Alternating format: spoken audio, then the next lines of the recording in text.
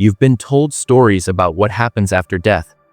Maybe you've believed in heaven, perhaps in reincarnation, or even nothingness at all. But deep down, if you've ever felt like none of those ideas fully explain what happens when this life ends, you're not alone. There's a reason you've questioned it, and maybe, just maybe, it's because something in you already knows the truth is far more mysterious, far more complex, and far more urgent. Over 1,000 years ago, a sacred manuscript was hidden from the world. In Tibet, it was known as the Bardo, a guide written not just for monks or mystics, but for every soul navigating the terrifying, beautiful space between death and rebirth. In the West, we call it the Tibetan Book of the Dead. But don't let the name fool you. This isn't a book about the end. It's a map for what happens after the end. A survival manual for the soul. A set of directions for the moment when the heart stops, but the journey has only just begun. And if its teachings are correct, if even a fraction of its insight is real, then death isn't the final curtain. It's the opening act of something else entirely. And here's where it gets unsettling. You've already done this before. You've died. Many times. You've gone through this cycle countless times, lived and forgotten, been reborn and confused again. And each time you missed the exit. Not because you failed, but because you were asleep. And if nothing changes, you'll do it again. So what does this ancient guide really say? What happens the moment your body shuts down? According to the Bardo, death is not a blackout. It's not silence. It's not sleep. It's transition. And the very first moment, right after the last breath, is the most important moment of all. That's when you enter the Chakai Bardo, the initial stage after death. You're met, not with a tunnel or with angels, but with the clear light, a blinding, pure presence. It isn't a thing. It isn't a being. It's awareness itself. The truest version of you. What the Tibetans call your original, unconditioned nature. If, in that instant, you can recognize the light, if you can know it, not with your mind, but as your own deepest self, then you're free. Liberation. No more cycle. No more rebirth. No more forgetting, just truth. But here's the tragedy. Almost no one sees it. Why? Because the mind isn't ready. It's still clinging, still wrapped up in the life you just left, in identity, in stories, in emotion, in memory. The light appears, but the mind hesitates. It doesn't know how to surrender. It doesn't trust what it can't control. So it flinches. And in that hesitation, the first door closes. What comes next is no less extraordinary and far more dangerous. You slip into a second phase, what's known as the Chanyad Bardo, the Bardo of visions. This is when the mind, now untethered from the body, starts to generate experiences from within. You're no longer seeing the physical world. You're seeing a projection of your own psyche. Every belief, every fear, every unresolved emotion comes alive around you. It's not metaphor, it's direct experience. You'll witness luminous deities, beings of unimaginable radiance and grace. You'll also see wrathful ones, terrifying, grotesque, thunderous presences. But these aren't external gods judging you. They're symbols. They're you. The radiant beings are your potential, your inner peace, your deepest clarity made visible. The wrathful ones, they're the shadows you never faced, the guilt you buried, the pain you blamed on others. And if you don't recognize that, if you think any of it is real in the ordinary sense, you fall deeper into illusion. The first deity to appear is called Vairocana. He sits in stillness, bathed in brilliant white light. He doesn't speak because he is the truth. His presence alone is the lesson. The white light radiating from him isn't a spotlight. It's the light of unfiltered, original awareness. If you can sit in that light, not as a visitor but as a recognition of your own nature, the cycle ends. But most don't. Most flinch. That light feels too raw, too stripping, because to stand in it is to stand with no mask, no name, no ego. And so the mind turns, a second light appears, softer, warmer, less threatening. It doesn't strip you naked. It wraps you in familiarity. That's the light of rebirth. It feels like safety, like identity, like someone offering to help you start over. And here's where the great mistake happens. It doesn't feel like a test. It feels like comfort. And so you reach for it. You move toward it. And just like that, the next cycle begins.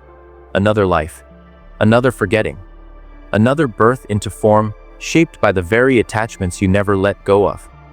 But the Bardo isn't just some after-death fantasy. That's the mistake most people make, thinking it's something that happens later. The truth, it's happening right now. Every moment you ignore the stillness within you. Every time you choose distraction over awareness. You're still in the Bardo.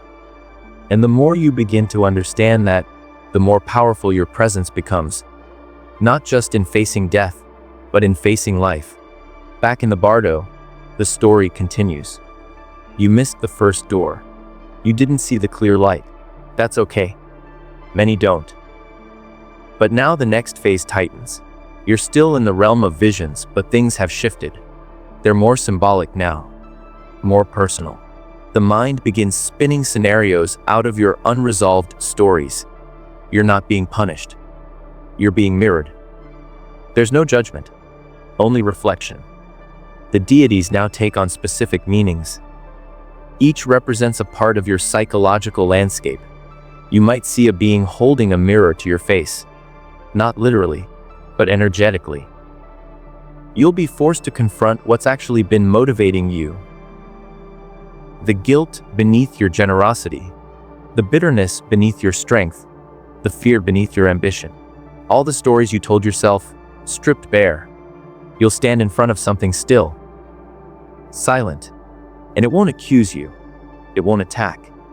It will just show you everything. Every lie you told to yourself. Every moment of avoidance. The apologies you never made.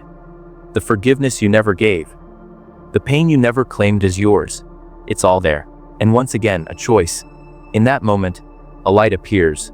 It's not blinding. It's not terrifying. But it sees everything. And that's what makes it so hard to look at. Because when you see yourself that clearly, when you can no longer pretend, it's unbearable for most. So they flinch again. They reach for something else. Another light appears. Heavier. More emotional. It vibrates with resentment, regret, longing. It tells you, you can try again. Just step into this. Be someone else. Start over.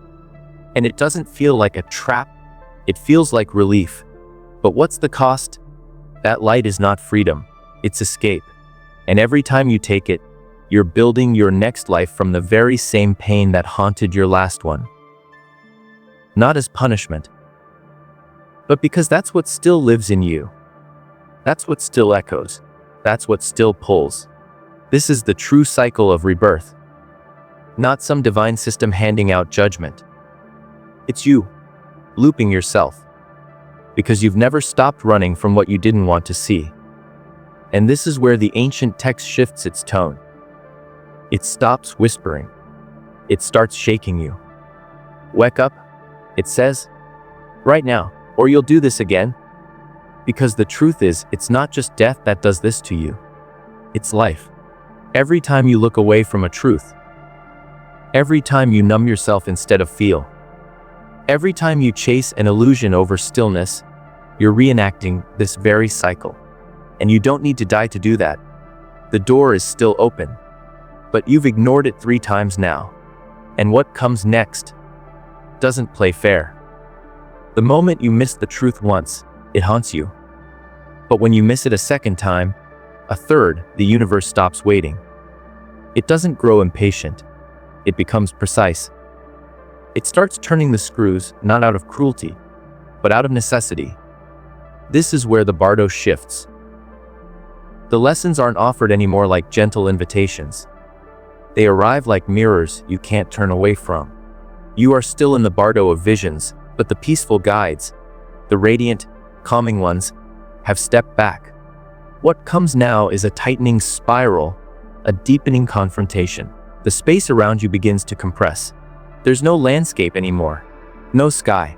No form. Just sensation, pressure, weight, emotion thick like fog. You're not being pushed by an outside force. You are being pulled by something within.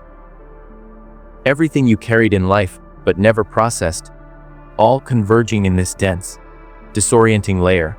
This part of the Bardo is not about death anymore. It's about honesty. Brutal, piercing honesty. There's no priest here. No teacher. No witness. Only you. And in that silence, everything begins to surface. Not as punishment, but as reflection. The image of yourself that you held together for a lifetime, the version you curated, the identity you protected, the narrative you swore was true. It starts to dissolve. And what's left isn't evil. It's raw. It's the pain you suppressed so others wouldn't worry. The bitterness you softened with smiles. The shame you camouflaged with performance. It all appears now, not to condemn you, but to ask a single question. Are you finally willing to see what you really are? Not who others thought you were. Not who you pretended to be, but the root, the origin, the emotional blueprint that shaped your entire existence. There's no dialogue in this space, no booming voice from the heavens. Just a presence, silent and unyielding, and it's not there to hurt you. It's there to show you. It doesn't judge your past. It simply reflects it. And then, once again, a light appears. It doesn't glow like the earlier ones. It pulses. Dense, thick, heavy with emotion. And it hums with something familiar, resentment, longing, defensiveness. It says, "You don't need to face this. You've carried enough. Let's try again." Somewhere else. And many souls do. They step into it because it doesn't feel like failure. It feels like peace. But it's not peace. It's sedation. It's a narcotic that numbs you just enough to pull you back into the loop. But here's what that choice means.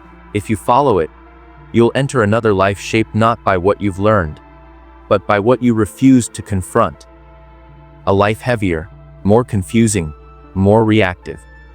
Not because the universe is punishing you, but because that's the emotional frequency you left unresolved. That's what still defines your vibration. This moment isn't a test of morals. It's not about whether you were good or bad.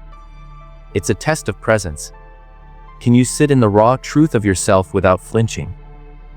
Most can't.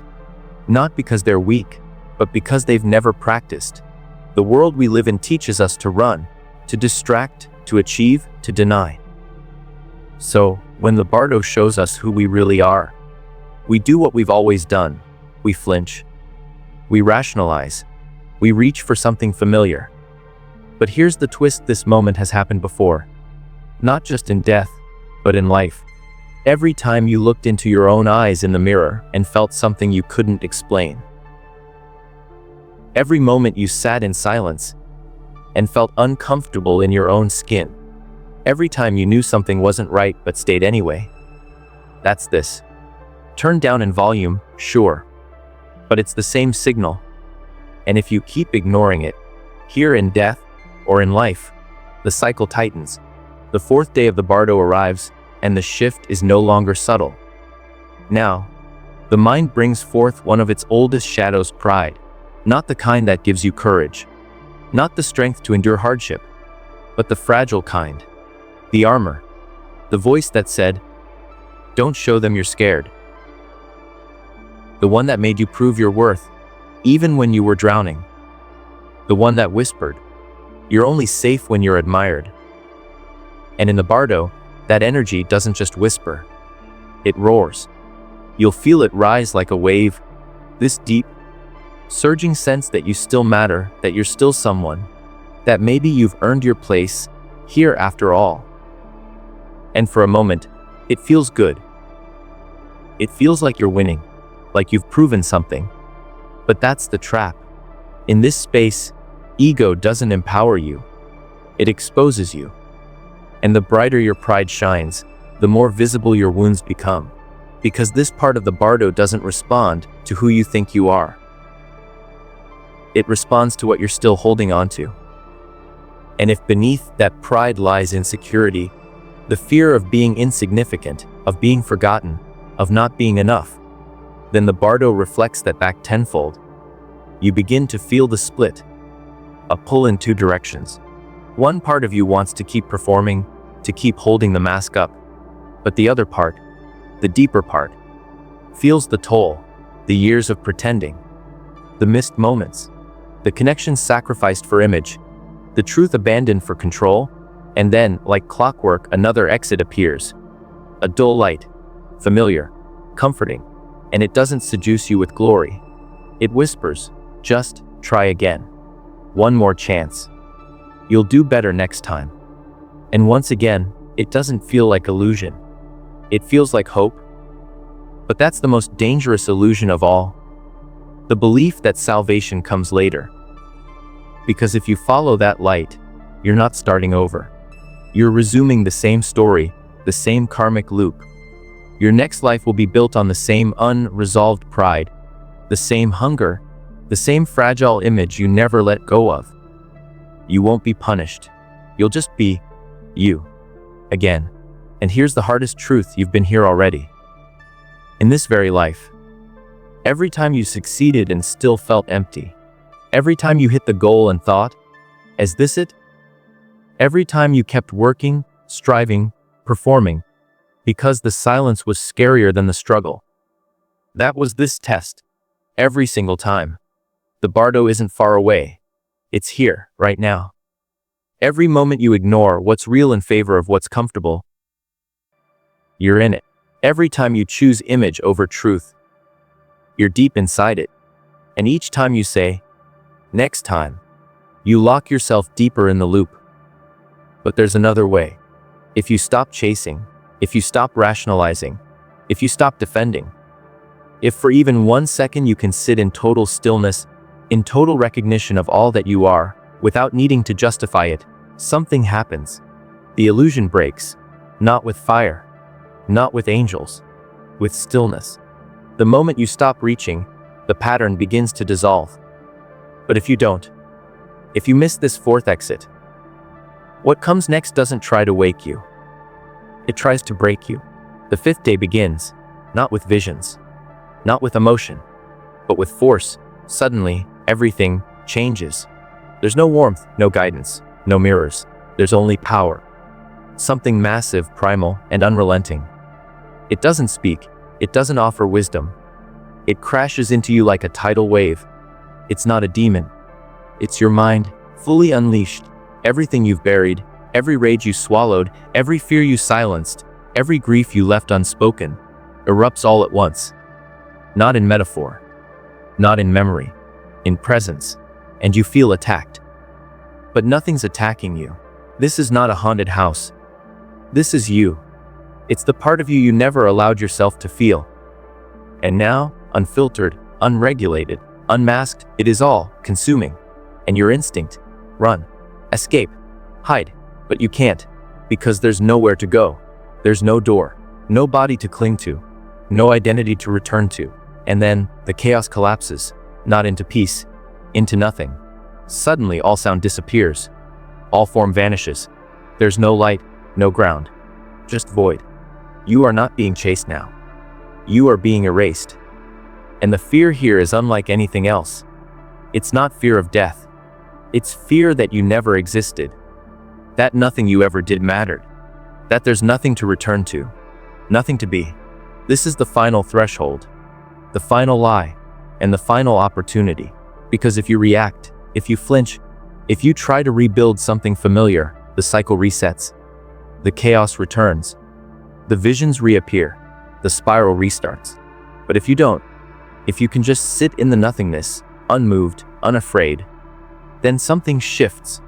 For the first time you see it. Not as an idea, but as truth. All of this, every monster, every light, every test, was you. And the moment you recognize that, the game changes. Not because you've conquered anything, but because you've finally stopped pretending. By now, most people have already given up without realizing it. They haven't been defeated by some enemy or judged by some divine being. They've just quietly surrendered to familiarity.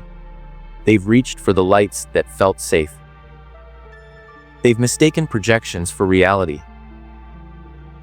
And without ever knowing what was really happening, they've walked back into the loop. But if you're still here, if you've made it this far, it means something inside you has resisted the pull. Even if you flinched, even if you feared, even if you reached, you haven't stepped fully into sleep. Not yet. You've survived the mirror of truth. You've withstood the storm of your own shadow. You've stared into the void and tasted the panic of being unmade. And now the Bardo changes again. Not into chaos this time. Into silence. But not the cold absence of before. This silence has shape. It has form. It has intelligence. This is day 6. And it doesn't come for you with fire. It arrives quietly, like a whisper inside the echo. The beings you encountered before, gods of light, of terror, of symbolism, are gone now. In their place, something more subtle arises. Two forces, opposites, not fighting, not fusing. Just present, masculine and feminine, strength and softness, action and surrender. They don't come with names. They don't lecture you. They simply appear and they watch. At first, it's confusing. There's no challenge, no fear, no test. Just stillness. But that stillness is the test. Because now, what you face isn't intensity, it's duality. It's the mind's final game division. You'll want to label it. You'll want to say, this is good, that is bad. This is light, that is shadow. This is me, that is not. But the second you divide this space, the instant you decide one part is right and one is wrong, you trap yourself again. You harden the illusion. You make it solid. That's how the loop continues through judgment. In this space, your deepest programming comes to the surface, not as chaos, but as perspective. You'll feel the urge to explain, to analyze, to compartmentalize. You want to say, this energy is spiritual, that one is ego. But every label becomes a wall, and every wall becomes a cage. Because here's the truth, the Bardo isn't trying to destroy you. It's trying to unify you. It's not about obliterating darkness. It's about remembering that the light and the shadow are both parts of the same self. And if you can't allow both to exist without judgment, you'll never escape the dream. You'll keep choosing sides, keep reaching for the familiar, and keep creating lives built on halves of yourself. That's what most people do here. They feel the balance and mistake it for conclusion. They relax. They let their guard down. And then, the trap appears, disguised as calm. A feeling of peace washes over you. It feels like you've passed the test, like the struggle is over. And that's the trick. Because that feeling is just another doorway. A soft one. A tempting one. You'll hear a voice. Your own, maybe. It says, it's okay now. You've done enough. Let go. But letting go in this moment doesn't lead to liberation. It leads to sedation. You drift, not because you're free, but because you stop paying attention. This is the 6th opportunity to awaken. And it doesn't scream. It whispers. And the question is simple. Can you stay conscious without reacting? Can you observe duality without choosing a side? Can you let every part of your mind, your identity, your history, every wound and wonder, be present without turning it into a story? If you can, something dissolves, the vision fades, and for a brief moment, you are whole, not healed, not transcendent. Whole. But if you miss it, if you try to understand it, if you try to explain it, if you label it, you fall asleep again. And you don't even realize you're dreaming. Which brings us to day 7. And day 7 doesn't come with a bang. It arrives gently. And that's what makes it so dangerous. You're not spinning anymore, you're floating. You don't feel panic. You feel ease. It feels like the storm has passed, like the journey has ended. But this is where the deepest deception begins. Because what you're seeing now doesn't look like a test. It looks like memory. You start to hear voices. Familiar ones. A friend calling your name. A song your mother used to sing. A laugh you haven't heard since childhood. You start to see places. The hallway from your childhood home. The view from your favorite hiking spot. The way the sun hit your desk in school that one afternoon you never forgot. It's warm. It's nostalgic. It's beautiful. And it feels like home. But it's not. It's you. Not you now, the you that was. The you that still misses. The you that still aches. What you're seeing now is the architecture of your own attachments. Your mind grasping for meaning pulls together the images, sensations, and echoes that still hold weight inside you. These aren't illusions in the sense of being fake. They're real reflections of what you haven't let go. And that's the point. Because this space doesn't push you. It doesn't even ask you to make a choice. It just responds to what you still carry. If you're still holding on to love that turned into need, if you're still haunted by guilt you never voiced, if you still feel tethered to a life you never fully said goodbye to, those emotions begin shaping your trajectory. Not through punishment. Through resonance. You're not choosing your next life like picking from a list. You're being drawn toward the next form that matches your emotional signature. A mother's voice calling you. That's not comfort. That's gravity. A childhood dream you never fulfilled. That's not purpose. That's inertia. Even something as pure as love, if it's rooted in clinging, becomes a magnet pulling you back into form. And this is how the next cycle begins. Not with a divine decree. Not with karma handing down a verdict. But with a single emotional thread that you didn't untie. You start to drift. You start to forget. Not all at once, but slowly. Like waking from a dream you can't hold on to. The clarity from earlier days fades. The visions dissolve. The teachings slip away. And what replaces them is something soft, heavy, familiar. You don't think, I'm going back. You think, this feels right? And that's the scariest part of all. Because the moment you feel at home in the illusion, the moment you start mistaking memory for meaning, the cycle has already restarted. You're not being pushed through some cosmic tunnel. You're being drawn, step by step, heartbeat by heartbeat, back into form. And the pull isn't external, it's emotional.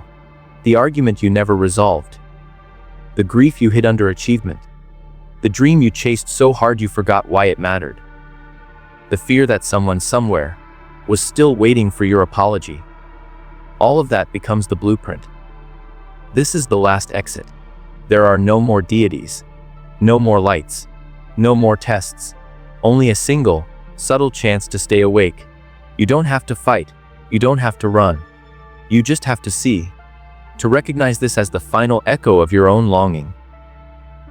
Because if you reach for it, if you lean into it, if you follow it without awareness, you're gone, not destroyed, not punished, just dreaming again. A new life, a new story, a new beginning that isn't really a beginning, just another loop. But if you're still here, if you've heard all this and something in you is still watching, it means there's still time. Not much, but enough. Now you're drifting. Not quite asleep, not quite awake. You're not who you were, and yet you're not someone new. You're suspended in the in-between. Day 8 in the Bardo doesn't come with a warning. There's no grand announcement. No flash of light. No trembling in the heavens. It unfolds like a memory you don't remember choosing, and yet feels like you've been here before. And that's because you have. This part of the journey isn't dramatic. It's familiar. That's what makes it dangerous. The chaotic visions are gone. The terrifying truths have quieted. What replaces them is far more effective than fear. It's comfort. Not the comfort of peace. The comfort of the known. The mind, untethered from form but still grasping for meaning, begins to construct what feels like home. Not your true home. but the emotional home you've carried in your subconscious. You begin to hear voices again, not divine, but personal. The way your mother used to say your name when she was proud. The song that played when you had your first kiss. The sound of your child laughing. That impossible purity that once made your heart feel like it would explode. They're not hallucinations, they're echoes. Real, but not present. They are emotional imprints. The fragments of your inner world, trying to tether themselves back to something physical, something familiar, something that feels like you, but it's not you. It's what your mind believes you still need. These images, these sounds, these sensations, they're not leading you home. They're leading you back into form, back into forgetting, back into the dream. This is the point most souls don't recognize as a choice. Because it doesn't feel like one. It feels like love. It feels like redemption. It feels like a second chance. But this is not the universe giving you another opportunity. This is you unconsciously recreating your next story based on the emotions you never released. And here's the hard part, even love, if it's rooted in attachment, becomes a chain. Your next life isn't selected by some divine committee. You don't get to pick a new identity like you'd choose a role in a game. You're drawn, pulled, like iron filings to a magnetic field. The pull is based entirely on the unresolved frequencies within you. That guilt you never admitted, that grudge you carried for decades, that secret ache you buried under work, under relationships, under endless distractions. All of it is now steering the direction of your next incarnation. And what's terrifying is that it doesn't feel like descent. It feels like belonging. The Bardo at this stage is quiet. Not peaceful, quiet. It's the silence of seduction. You feel a gentle tug, a sense of inevitability, like drifting down a slow, moving river. You think you're choosing, but you're not. You're responding. And here's the mistake almost every soul makes. They interpret the softness as a sign they're safe. They think, I've made it. I'm being guided. But they're not being guided. They're being mirrored. The universe isn't choosing for them. It's showing them the pattern, the emotion, the clinging. And if they don't catch it now, if they can't name it as illusion, they miss the final, real exit. Because this isn't just the last opportunity to awaken. It's the easiest one to miss. The first stages were filled with symbols, deities, pressures so immense they were hard to ignore. This stage, it whispers, it tempts, it smiles. It doesn't ask you to wake up, it invites you to rest. But rest here doesn't mean peace. It means repetition, re-entry, reincarnation. Your consciousness, still carrying unresolved desire, grief, longing, even hope, begins to resonate with form again. You don't fall into your next life. You merge with it, through resonance, through vibration. And the more you lean into these emotional attachments, the smell of your father's cologne, the warmth of your grandmother's kitchen, the feeling of your daughter's hand in yours, the stronger the pull becomes, until there's no silence left, just momentum. And that's when the doorway begins to vanish, because day 9 isn't a stage, it's a seal. It's the moment when forgetting stops being a possibility and becomes a process. Your awareness, once expanded beyond time and space, begins to shrink. Not through force, through desire. You want to go back. Not because you understand what you're choosing, but because it feels unfinished. Something still needs to be said. Something still needs to be done. Something still needs to be felt. And that's the ultimate illusion. That more is needed. That another chance will give you what you've never given yourself: wholeness. But this next life won't heal you. Not by default. It will reflect you. Just like this one did. Just like all the others have. Because the pattern doesn't stop just because you want it to. It only stops when you see it. So ask yourself now, are you still holding on to something? A regret you never voiced. A moment you wish you could rewrite. a version of yourself you never lived out.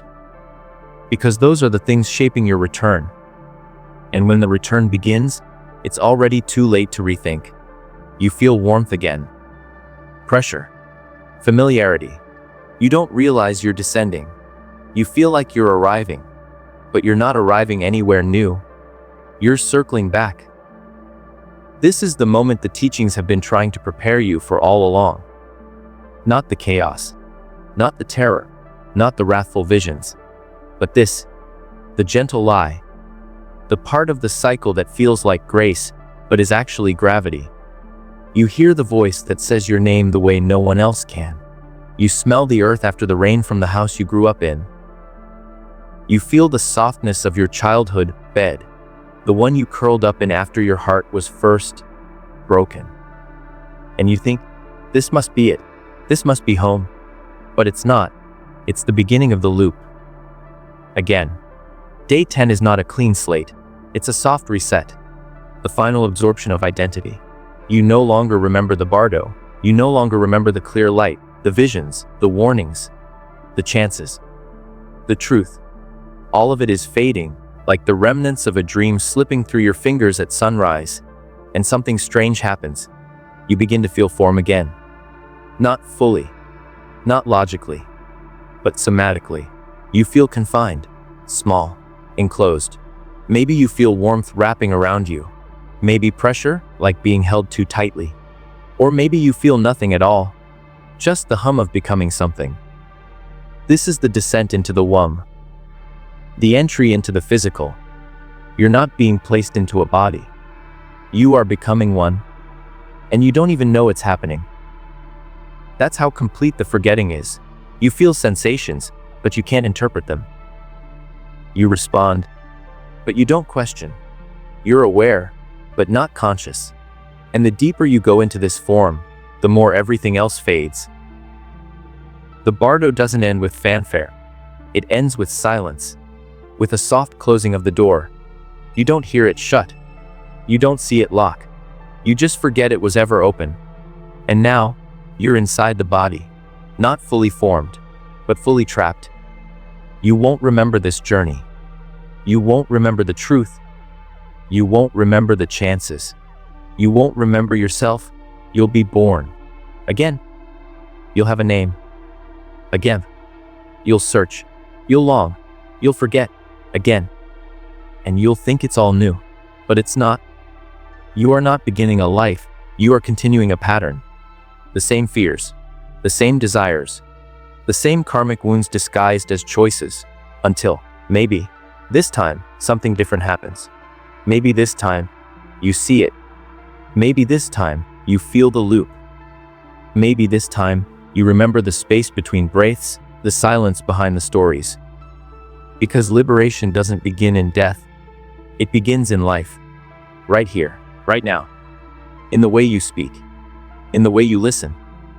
In the way you feel truth and choose not to run. You don't have to wait to die to wake up. You're already in the Bardo. The only question is, will you remember? You've made it to the final threshold, though you may not feel like you've arrived anywhere. That's because what comes now isn't loud. It isn't dramatic. There's no burst of divine music or angels singing in the distance. Instead, there's a stillness so deep, it almost goes unnoticed. But within that stillness, everything changes. This is the final echo of the Bardo. The last stretch of the in-between. The soul is no longer floating. It's moving, gently, imperceptibly, but with purpose.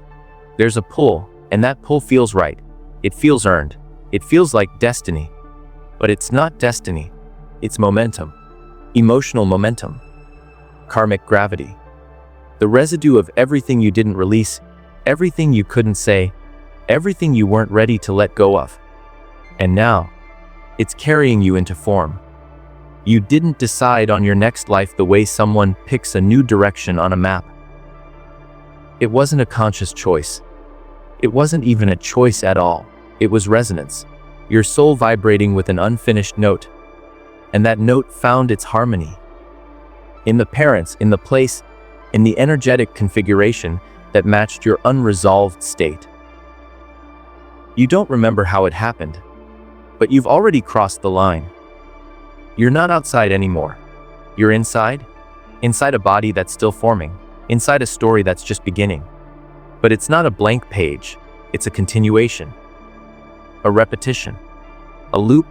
You're in the womb now, not metaphorically, literally. Your consciousness has begun to contract, to narrow, to become. Not become something greater, become something specific. And this is where the forgetting becomes complete. The luminous visions from the early Bardo, the clear light, the radiant deities, the teachings, all of it fades. The mirrors, the symbolic confrontations, the invitations to wake up. They're sealed behind you now, like a book you were reading but never finished, and it's being placed on a shelf you won't find again, at least, not easily. You are becoming small, you are becoming contained.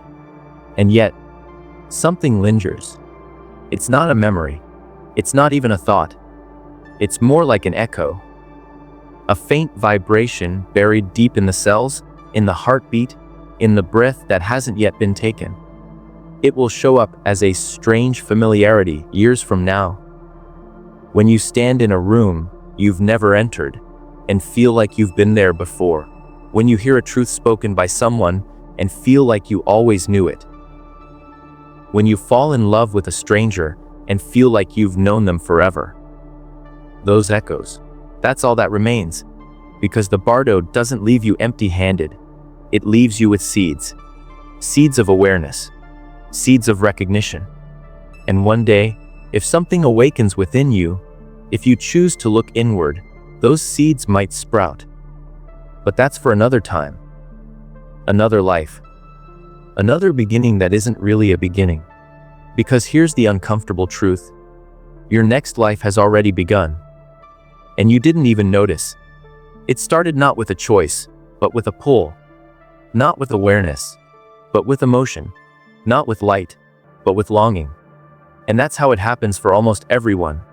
We think reincarnation is some mystical ceremony or divine test. But it's much simpler than that. It's the process of becoming what you haven't yet outgrown. The soul chooses the life that reflects its internal state. If you left your last life with unspoken rage, you might enter a world full of conflict. If you left with guilt, you might find yourself surrounded by expectations you can never quite meet. If you clung to control, you might enter a life where chaos keeps you grasping. If you died feeling small, unseen, unheard, you might come back into a life shaped by silence. It's not punishment, it's continuation. The cycle doesn't exist to hurt you. It exists because you keep building it. And unless something interrupts the process, you'll live your next life exactly the way you lived your last, asleep. Hungry for something that feels just out of reach. Following patterns you don't remember choosing. Responding to wounds you don't understand. Searching for peace in the places that never offered it.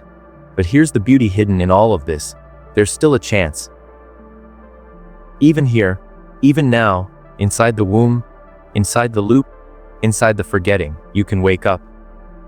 It might not happen all at once. It might begin as a question, a discomfort, a moment of silence that feels too heavy to ignore. Maybe as a child, you'll look up at the stars and feel an ache in your chest you can't explain. Maybe as an adult, you'll reach every goal and still feel empty. Maybe one day, for no clear reason, you'll begin to ask, why am I here? What is all this for? And when that moment comes, whenever it comes, know this, that's the Bardo, knocking again. Because it never really leaves you. It only waits. You don't need to die to enter the Bardo. You're already in it. This life you're living, it's part of it. The silence you feel between thoughts. The gap between breaths. The moments of stillness you avoid. That's where it lives. The cycle only continues when you forget. And the forgetting isn't something that happens once. It's something that happens every day. Every time you distract yourself instead of feel. Every time you tell yourself you're fine when you're not. Every time you avoid looking at what's really driving you, that's when you fall asleep, and that's when the loop continues. But you can interrupt it. Right now, in this life, you don't need a near-death experience to remember. You don't need to meditate in a cave or read 1,000 books. You just need to see the stories you're living, the emotions you've inherited, the patterns you keep repeating, the choices you keep justifying. You don't have to destroy them. You just have to witness them. And that's how you break the cycle. Not through effort, not through achievement, through awareness. The same awareness that appeared as the clear light the moment you died. The same awareness that was always you, beneath the roles, the identities, the fears. It was never far away. You were just busy playing someone else. But now you've heard the story. And if something in you resonated, if something in your chest stirred, or your stomach tightened, or your breath caught in your throat, it means you're remembering. It means the seed is waking up. So don't ignore it.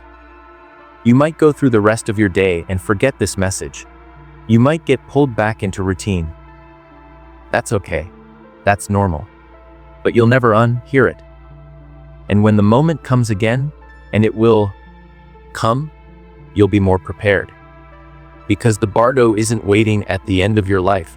It's happening now, in how you respond, in how you choose, in how you see. The question is, will you stay asleep, or will you finally wake up?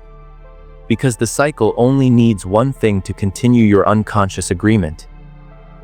But if you choose presence, if you choose honesty, if you choose truth, even when it hurts, you can break it. Not someday. Now.